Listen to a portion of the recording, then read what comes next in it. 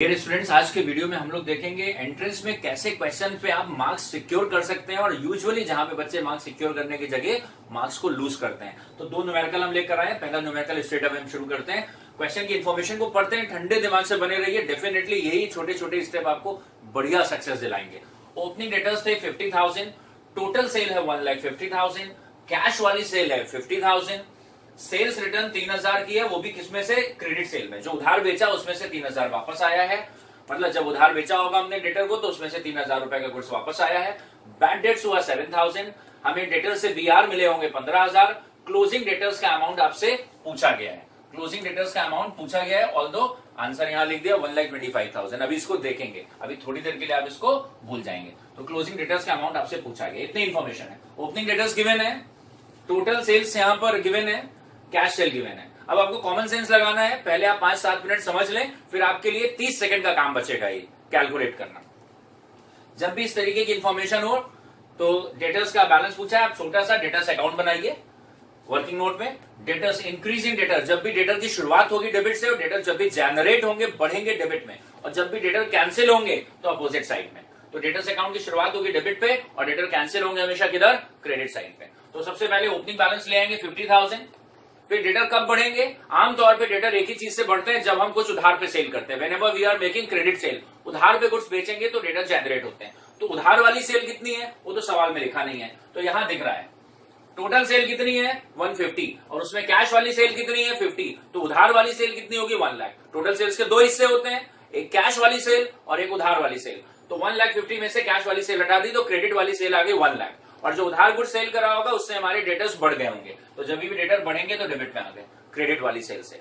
फिर डेटर ने गुड्स वापस कराया, सेल्स रिटर्न, तो सेल्स रिटर्न से हमारे डेटर कम हो गए होंगे, तो अपोजिट में आ गया। बैड डेट्स हो गया, डेटर कम हो गए। डेटर से हमें बीआर मिलता है, कागज मिला, बीआर मिले या कैश मिले एक ही बात है, उससे भी हमारे डेटर कम हो जाएंगे। अगर हम कोई डिस्काउंट अलाउ करते, इस सवाल में नहीं है, लेकिन अगर कोई डिस्काउंट अलाउ करते उससे भी हमारे डेटर कम हो जाते। बस अब डेबिट का टोटल कर लो 1,50,000, क्रेडिट में हो रहा है 25, तो इधर 150 है, इधर भी जो ज्यादा है जो दोनों तरफ लिख दो 150। बैलेंसिंग फिगर 1,25,000 आपका क्लोजिंग डेटर आ गया। एक बार फिर से समझते हैं कैसे आप इसको एग्जाम में करेंगे, जल्दी से अगर आपको करना है। मन में सोच लिया रफ में, ये डेटर अकाउंट है, ओपनिंग बैलेंस लेकर आ गए। ओपनिंग बैलेंस कितना लिखा हुआ है? 50,000। क्रेडिट सेल कितनी है? तो टोटल सेल में से कैश वाली सेल मन में हटा दी, तो क्रेडिट सेल कितनी रही होगी? 1 लाख। तो ओपनिंग डेटर्स लिखा और उधार बेचा तो डेटर बढ़ गए। फिर बैड डेट्स, सेल्स रिटर्न हुआ तो डेटर कम हो गए। बैड डेट्स हुआ तो डेटर कम हो गए। बीआर मिला, डेटर कम हो गए।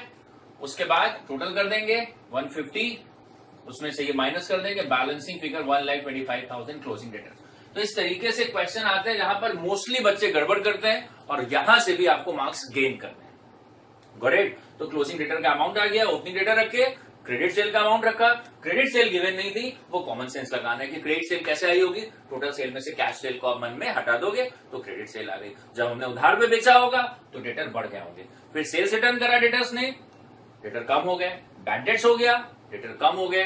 बीआर मिल गया या कैश मिल गया, डेटर कम हो गए। बैलेंसिंग फिगर आ गया क्लोजिंग डेटर्स। एक और सवाल देखते हैं जहां बच्चे आमतौर पर गड़बड़ करते हैं। 15% लोन ₹40,000, 15% लोन था 40,000, इंटरेस्ट पेड 3,000, इंटरेस्ट पेड है 3,000। पूछा गया interest debited to PL, PL के डेबिट में कितना इंटरेस्ट आना चाहिए? 15% लोन है 40,000 रुपए का, इंटरेस्ट पेड है 3,000, इंटरेस्ट डेबिटेड टू पीएल कितना होना चाहिए? हमारी अकाउंटिंग होती है अक्रूवल बेसिस पर। अक्रूवल बेसिस कहता है करंट ईयर से रिलेटेड सारे खर्चे पीएल के डेबिट में आने चाहिए, चाहे पेमेंट हुआ हो या ना हुआ हो।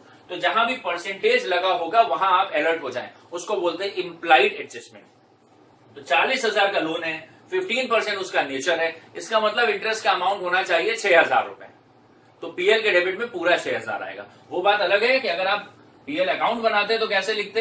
यहां लिखते to interest 3,000 plus outstanding interest 3,000, outer में 6,000, क्योंकि 40,000 का 15%, तो इंटरेस्ट कितना होना चाहिए? 6,000। लेकिन पहले से इंटरेस्ट पेड कितना है? 3,000, मतलब बाकी का 3,000 अभी भी देना आउटस्टैंडिंग है। 6,000, the total interest should have been 6,000. Till now interest is paid 3,000. It means remaining 3,000 is outstanding. तो पीएल के डेबिट में आएगा तो पूरा 6,000। तो आंसर क्या हो गया? कितना इंटरेस्ट पीएल के डेबिट में आएगा? 6,000। क्यों आएगा? क्योंकि हमारी अकाउंटिंग है अक्रूअल बेसिस पर, और अक्रूअल बेसिस क्या कहता है? अक्रूअल बेसिस ये कहता है कि पीएल के डेबिट में करंट ईयर से रिलेटेड सारे खर्चे आने चाहिए, पेमेंट हुआ हो या ना हुआ हो। अगर ये इंटरेस्ट पेड 1000 होता, 1000, तो भी पीएल के डेबिट में 6000 आता।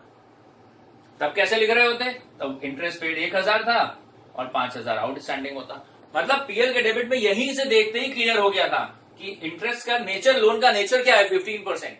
तो 40,000 का 15%, करंट ईयर का इंटरेस्ट कितना होता है? 6000। तो पीएल के डेबिट में पूरा 6000 आएगा। करेक्ट? तो इस तरीके के वीडियोस को आप लगातार देखते रहें, क्वेश्चंस को लगाते रहें कॉपी में, प्रैक्टिस करते रहें और पुराने वीडियोस को भी अप्लाई से देख ले।